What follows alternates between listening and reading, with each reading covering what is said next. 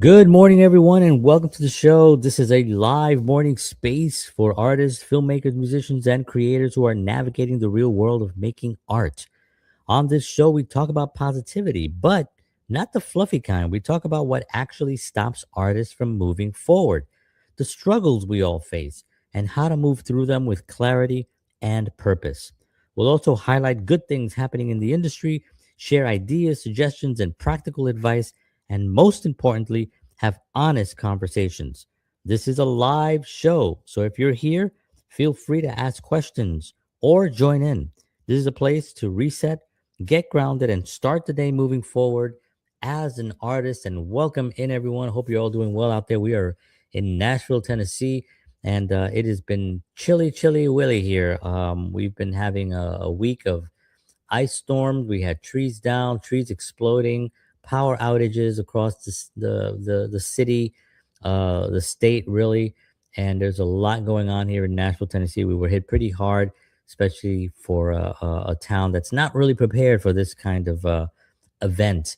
So we are recovering. Just want to give a big shout out to Nashville Electric Service, NES, and the mayor and all the linemen out there that are working and for everything that they're doing to get things back in order. They're working 24/7 right now, getting everything back up again. So, prayers for all of them and their safety, and thank you for their efforts.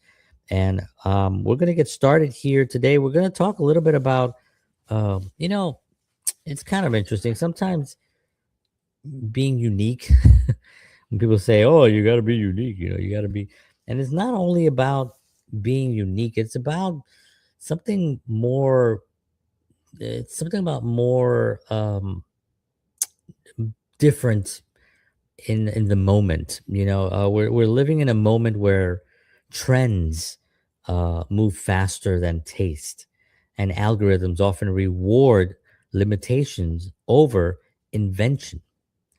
Especially in film and music, it can feel a lot safer when when you're working in something that kind of sounds the same and kind of something that the same stories, the same visual language, because that's what gets the clicks, right? And it's a quick validation. But when everyone is chasing the same thing, then originality becomes the rarest and most valuable currency an artist can have. And having an originality currency wallet can be an incredibly valuable tool, a thing to have in this industry, because it does feel safe. If someone is putting out this type of content and you know that that's getting a lot of hits, well, that's what people do, right? And that's what happens in the industry. So if a certain, in music industry, for instance, like a boy band will suddenly get a hit record, well, how many boy bands come afterwards, right? Everyone wants to have a boy band. And this is not a new thing. This has been going on for decades, right? When the Beatles hit, then all the other bands that came out, if you look around, you see they kind of look like the Beatles. They dress like the Beatles. They move their heads like the Beatles because the Beatles were that originality. And it seems a lot safer to kind of go in that route because they're being successful.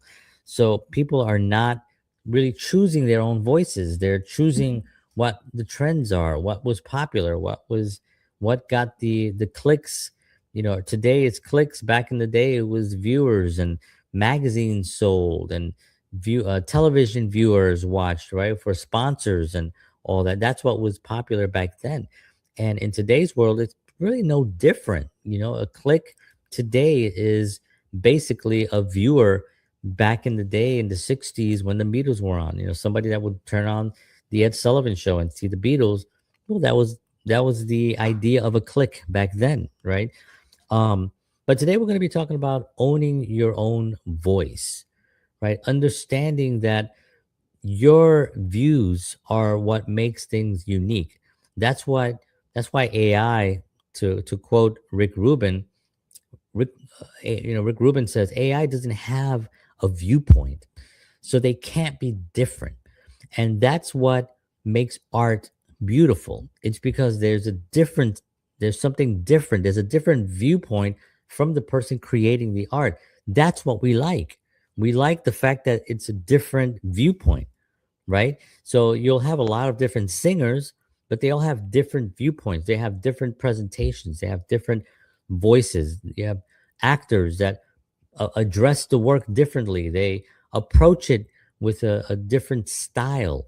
And that viewpoint that they have is what makes them interesting to us. And AI does not have a viewpoint because it can't have a viewpoint because it's not a real human, right?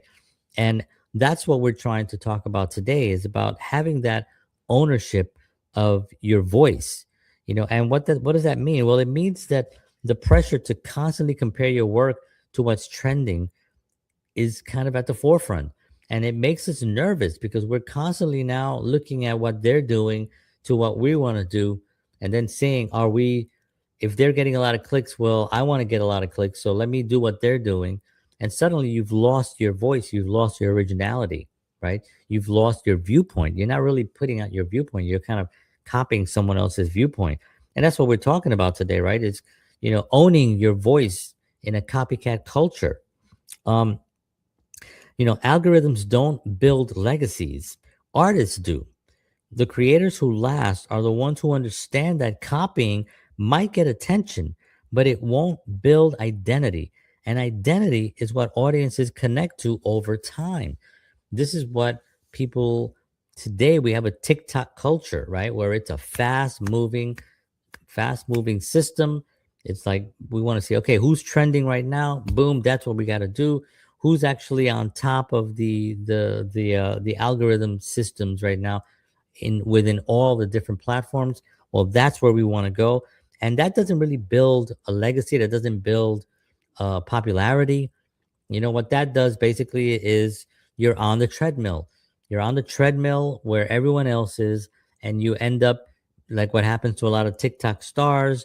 They end up being, they have their moment, which is usually 15, 20 minutes, right? The Andy Warhol, everyone has 15 minutes of fame, right? At some point. But that doesn't build legacy. And what happens is now these artists are left out there kind of like, floating around trying to figure out, well, what happened? What happened? I was getting millions and millions of followers, and they may still be getting millions of followers, but it's within this little bubble that they've built. And the reason that they got millions of followers was because there was something unique about what they were doing. But as soon as they get involved in some type of an agency outside of their TikTok world, now their voice gets changed because now they want to be able to match what's currently happening. And this is where the mistakes happen with even record labels, right? They sign someone because that person has a unique voice and they really like them. Then they bring them into the studio and they try to mold them into what's already popular, and you lose out. And this is what happens today. Back in the day, this wasn't happening. Back in the day, the people that were making records were people that loved music. Today it's more of a commerce thing, right? It's like film. Film is why you think there's so many bad Hollywood films that have hundreds of millions of dollars to make, and you watch them and you're like, huh, that's not really that wasn't really that good. It was because other things came in, either ideologies came in, and the DEI enforcements came in, and things that really didn't make the story better. It just kind of like balanced out this thing that they needed to balance out. So now you're not really focusing on the actual film, and you're not actually focusing on the storytelling. You're focusing on commerce, which is how can we get people in the seats? We need to sell tickets. That's what the product is. That's what the end result is. And when the end result becomes just selling tickets, the art gets lost. And then your voice, owning your voice, is lost if you're involved in the project. And this is why when you have independent projects and you have smaller films, they do so well now because they're made by people who love films. Why? Because they're not there's not a lot of money involved. They're it's like you have to cut corners. You have to, but what you're focusing on when you're cutting the corners, it's not cutting the corners to make the product cheaper. It's to keep the story moving. That's the only important thing that a filmmaker actually has, is to keep moving the forward the story, and keep building that arc and bringing people into your story. That's the only thing you really care about, especially on independent films. I've done 10 independent films, and when I'm writing, I'm not thinking about, oh, I hope the audience likes this. No, I'm thinking about this story that I'm writing. Like right now I'm working on a film. I'll show it on the screen right here. It's called Not Our Time, right? And this story is a very simple story. It's a story about brothers, it's a story about growth, it's a story about death, it's a story about facing death. Um, and I'm only focused on, am I telling a good story that people are going to be engaged in, right? And that's because I'm trying to build my own voice. I'm not trying to, what's popular, what's the popular film right now?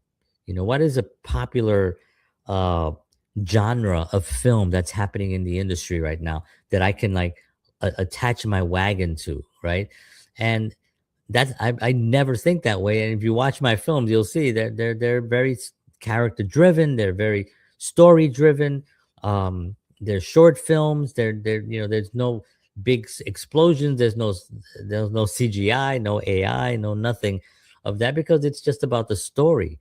But if I was only focusing on commerce, and if my voice didn't matter, if I just wanted the algorithms to kick in, and I wanted the clicks, then I wouldn't tell these stories. I would go out and see, well, what are the 10 top stories right now, or films, and what is unique about that, Well, there's a lot of sequels, right? Now I can't make a sequel because I don't own the rights, right? The IP is owned by whoever owns the IP, probably Disney or Netflix or Warner Brothers or these big conglomerates. So they do the sequels, right? What else is popular, right? It's basically something that's already been done. It's either a sequel or an IP that's already popular. So people will understand Barbie, for instance, right? That's a very popular thing. It's automatic. Kids are gonna go, oh, Barbie, I like Barbie, and that's kind of like you already have a built-in audience. There's nothing unique about that. And then a sequel, it's just, well, the first one did well. Now let's do a second one. Sort of like the most frustrating sequels of all time is The Matrix, because the first one was so incredible. It was so unique. It had the special effects that were at the time revolutionary, and very, very innovative. The story was very, very strong. It also was very real into what's happening, and sort of like living in a bubble of like, is this real? Is life real? What are we living here? Being controlled by society and Big Brother and all that stuff. It had all these elements attached to it. And then Neo is the one. He's the one. He's the one. And at the end, that's the story. Why would you have sequels afterwards when it's been resolved so nice and neatly? And that's the one that really was frustrating. Back to the Future was made sense. Back to the Future had three films that were written at one time, so those sequels made sense. But you can always tell when a sequel was made because the first one did so well. And then the second one is sort of like, just, well, we're trying to copying that thing because it did so well. We want to make that much money again, you know, and it never works. It just does not work. The creators who last are the ones who understand that copying might get attention, but it won't build identity. And identity is what audiences connect to over time. This is what happens with musical singers, right? They're out there singing. It's their voice. It's what people attach to is their creativity, not the strength of their voice. We're talking about Bob Dylan. We're talking about James Taylor. We're talking about these artists that are amazing, amazing artists, but don't necessarily have these strong singing voices. They're storytellers. I mean, if Bruce Springsteen and Bob Dylan and James Taylor, maybe James Taylor had a good, a really, really good voice, stronger voice at the big, in his career, very unique sounding voice. Would these artists do well if they came out today with the voice that they have, with the style that they have? I mean, Bob Dylan, we all know, will not have made it, right? Because his voice was strictly a storytelling voice. He was only there to tell a story. It was not to show off his vocal range or anything like that. And he didn't care about that. He wanted to tell his stories out there, and that's what he did. And your voice isn't just your style, it's your point of view, which is what I was talking about, right? It's your expression and the risks you're willing to take when no one is asking you to. See, that's another thing. Bob Dylan took risks in telling stories that were um, very, very poignant at the moment, at the time. They were very, very confrontational stories. They had to do with what was happening in society. They had to do with his feelings towards the movements that were happening, whether it was war or whether it was just society in general. And that connection to that society is what propelled him to be interesting to everyone. And that was his voice. There was no copycat behind that because he was just unique. He was uniquely himself. Before him, before Dylan and after Dylan were two different worlds. And there's certain artists that you can look at and say, oh, the world was this way before them and now it's this way and it's completely different. You could say the Beatles, Elvis, Jimi Hendrix, Van Halen, whose guitar playing was at a level where people were like, "What is he doing? I've never seen that before. It sounds so incredible." It was a unique thing. There was life before Van Halen. There was life after Van Halen. There's pretty much hasn't happened. Maybe you can say grunge in the and what happened in grunge when in 1990 when Nirvana came in, right? Nirvana came in and exploded on the scene and took out all the hair bands like almost in one swoop, completely demolished tours. Actually, there were bands, these big hair bands from the 80s that had these tours planned for 1990, 91, 92 that had to cancel their shows and had to actually, instead, if they had three shows booked, they had to do only one show because tickets were not selling. Why? Because this new thing came about and it was raw and it felt dirty. It felt like it was the initial rock and roll, and it was Nirvana. And what happened after Nirvana? Well, then we had that whole movement from Seattle that came in, right? The grunge, people called it, right? Alternative music, where you had Soundgarden and you had Pearl Jam and you had Alice in Chains and all these other bands that came in because the popularity of what Nirvana was, that voice, that unique voice, it kind of filled the void and brought in all these. It created a vacuum, and it brought in all these other bands, all these other voices. Now those other voices were great too. It's not knocking those voices, but it was this first unique thing that occurred that kind of filled that void that was needed at that time. People were needing it. I remember listening to it. I remember where I was when I first heard Smells Like Teen Spirits by Nirvana. I remember so specifically. I was laying in bed. I had my headphones on and I would listen to music every night before I went to bed. I fell asleep with music and I was listening to it, and this thing came on and I didn't understand what it was to right off the bat. But it sounded like very, very unique to me and it sounded exciting. And I was like, man, this sounds like something I haven't heard before, but I kind of have. And it's raw, and the singing's not great. The guitar, but everything put together, the power of it just is getting me so excited right now. And I remember getting up and misspelling Nirvana on a piece of paper, in the middle of the night, just kind of writing it on a piece of paper and just listening to this thing. And because back then there was no internet or anything like that. So, and I just remember the beginning. It was like, whoa, what is this thing?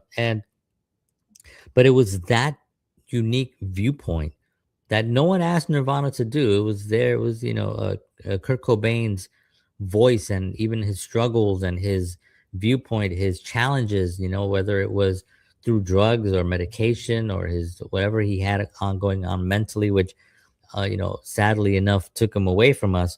It was that viewpoint that he had that was interesting to us. It was unique, and It's why people today are still talking about it. Young people today know Nirvana. Young people today know Jimi Hendrix. They know Elvis. They know because the popularity, they know who the Beatles were. The popularity of that was so massive and it was so unique, and those voices were so connected that there was no way you could avoid them, you know? And remember, it's about getting it done. And Andy Warhol famously said, don't think about making art, just get it done, and that's the key thing. We put too much thinkingness into creating art. Why? Because our faces are hit constantly with visuals of what's popular from our phones and from all the different platforms. This is what's trending, right? We have a thing that you click and it says what's trending. So now everybody's looking at what's trending. So if you want to create something, well, you're going to go look at what's trending. I'm going to create what that is. But what about what you had in mind? What about your voice? What about your ideas? Doesn't that matter? Isn't that as important or more important to get that viewpoint out? But if you're looking at a trending, and every platform has a trending, right, which I think is a very bad thing, because especially if you're an artist and you're going to look at what the trending is, you're going to lose your voice. And in a copycat culture, the act of creating consistently and honestly is itself a form of rebellion, right? People rebel against people, and that's always been going on, right? Elvis Presley was banned from television because he shook his hips. The Beatles were made fun of because of their long hair at the time. Imagine that. They thought they had long hair. Jimi Hendrix, nobody understood. He set his guitar on fire. He did all these crazy things. And it was a rebellion kind of thing, because it's like, why can't you just be normal? Why can't you just sing like Perry Como, or sing like Sinatra, or have that kind of thing, right? But even Sinatra at the beginning was rebellion, right? He went against, he, if you know the history of Sinatra, well, he was playing with a very Tommy Dorsey band, and that was his gig. And he went off on his own, and that became a very, very dangerous thing to do back then, because the trend was that you'd have the lead singer of a popular band, like the Tommy Dorsey band was a very popular thing. Now we're going back, to the 30s and 40s, right? And when Elvis came in the mid 50s, well, Sinatra realized that Elvis was being attacked because of his uniqueness, his unique voice. So he helped him out, right? And this went on, and that's how these voices are able to continue. That unique voice has to be kept alive. But if we're constantly chasing trends, then you're not building your unique voice. You're not building your authenticity. You're not showing how authentic you can be. You're trying to fit into that mold, and you're trying to create that. And that is just not a unique thing. The more you show up and do the work, the clearer your voice becomes. And eventually, instead of chasing trends, you become one. How about that? How about becoming a trend instead of chasing them?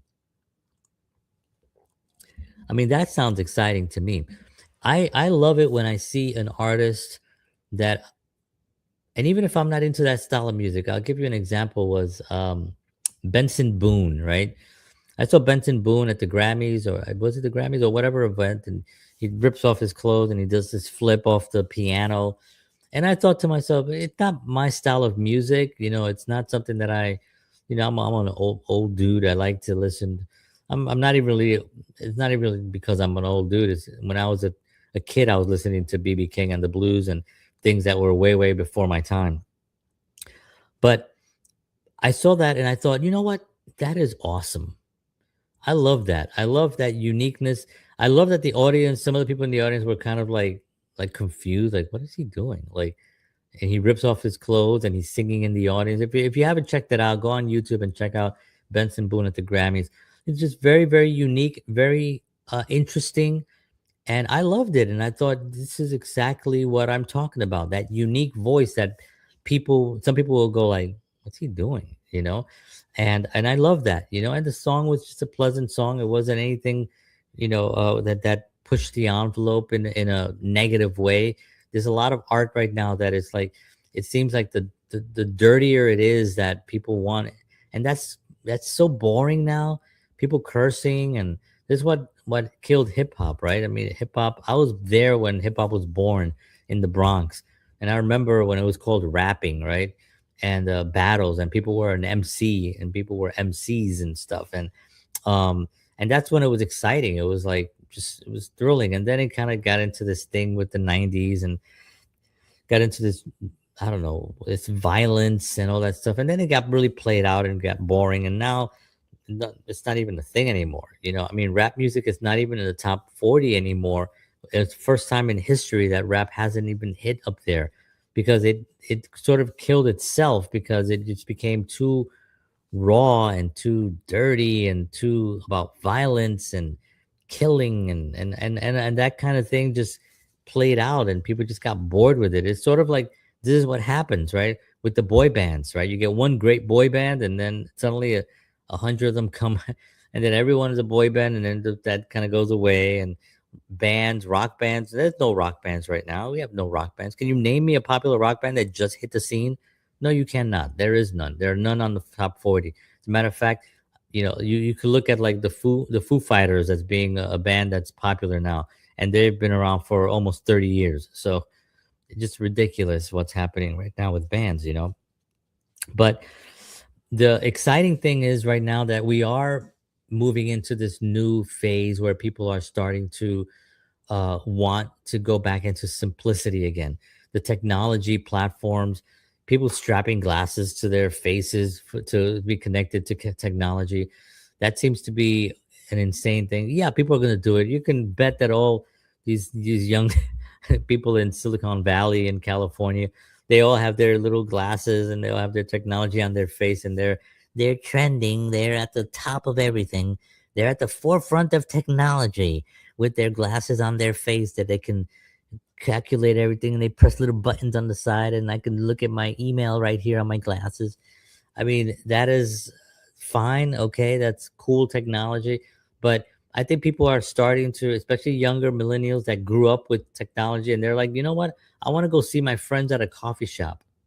I want to sit down and laugh with my friends and not have a phone in front of me. There's these popular images of all these kids, and they're all hanging out, 6 or 7 kids, and they're all on their phones at the same time. Well, that's going away. And not to mention the fact that people are realizing that these phones are really dangerous, and they take away creativity.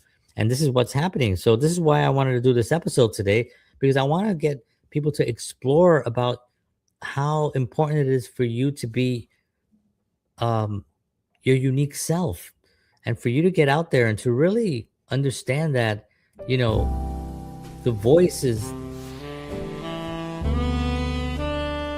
the thing that you want to say, the thing that you want to communicate, that maybe you're afraid, or maybe you're thinking, hey, you know what, this may not be popular. That's who you really are. And who you are is what moves our society forward, because it's that unique voice that gives us the strength to keep going, because it inspires other people. And artists inspire the world. So if you have what you head of people you want to communicate, but you're afraid to communicate because you think that it's not part of the algorithm or it's not trending, you gotta move away from that. You gotta protect your unique voice. And if it comes out and people don't view it at first, you stick with it. You stick with it. You are unique. You have the abilities to change the world. And it's within you. It's not within trends. It's not within the algorithm. It's within you. It's your thoughts. And it's within paper. Write down stuff. Pen and paper. Use that. Stay away from electronics when you're creating things. You can use a typewriter or a keyboard or something, but just from up here into the world, into the physical universe, from up here out here. That's what makes the world stronger, and that's what inspires the world. And artists make the world go round. They are important to making. You talk about inspiring people to want to be unique. That is what does it. It's that unique voice. Get out there, have your unique voice. Don't be afraid. Do it. The hell with everybody. Do it. Get your unique voice out there. It's important. Trust me. All right, friends. I want to thank you for tuning in this morning. I appreciate you all so much. You all mean so much to me. I'm here Monday to Friday at 7 a.m. Central. And I'm here on Sunday nights as well with George Batista at 7 p.m. Central. And I'm here to hopefully enlighten a little bit and to bring some comfort into the week ahead and into your day ahead. And if you have any thoughts on this, please let me know. Message me. As I always said, my name, JohnHenrySoto@gmail. Send me a message. Send me what your thoughts are. I'd love to hear from you. Take care of yourselves. Have a wonderful day out there. Take care of each other because we're all we got. I love you all. God bless you. And I'll see you tomorrow morning. And as always,